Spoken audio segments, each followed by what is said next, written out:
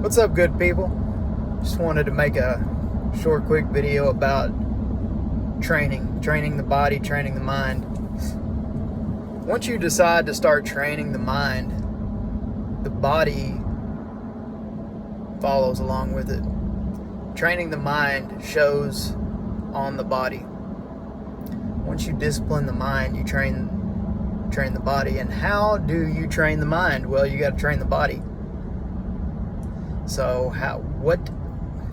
it's a balance. It's a balance of both. You have to train the mind to train the body. So how would you go about starting somewhere? Well, you just have to start. You have to start in small increments. You have to build up momentum. That's the other thing I was going to talk about is momentum. You have to do something every day. You have to do something to train that mind every day to get a little bit more hardened, to get a little bit more disciplined. The brain is like a ski slope. You know, you get into these grooves and you ski down these slopes, and it's hard to get up over those. It's hard to get up out of that rut. It's hard to get up over those humps. But if you can create new ridges, brand new habits, then you will traverse the pathways of the brain a lot better. But it's hard to get over those. Once you get into a rut, it's hard to get out of it. So you have to build up momentum, and building up momentum drives a new rut through the brain. So to train the mind, you have to start training the body. That's why I'm always posting workout videos. It's motivating to people. It should motivate people. Motivates myself, really, but I think it motivates others too. But training the body, getting it moving. When you train the body, the mind follows with it too. It's a vice versa thing. You train the body, you're going to start getting more oxygen to your system. Thoughts are going to start flowing better because you're getting more oxygen to the system.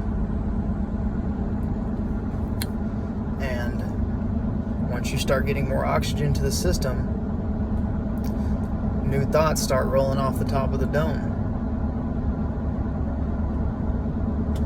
New pathways start being open to you. New things that you thought you couldn't do, you can now do them. Like when I first started kickboxing, I could barely kick above my knee. I couldn't kick hardly high at all. Now I can kick above my head. I'm still not really any good at it. I just got out of kickboxing and I was thinking about how I still have so much to learn. It's just about building up momentum and keeping the rhythm, keeping the pace going, and making new ruts within the brain. Because once you start out in a small increment, like you do 10 push-ups one day, do 20 the next, then do 30, then do 40, then do 50, and then you're going to top out for a while, and then all you'll be able to do is 50 for a while. Then one day you'll start doing 60. Before you know it, you're doing 100 push-ups at a time. The same goes with, once you start building up that strength in the body, it builds up that strength in the mind. It's training the body is really more about training the mind than it is anything.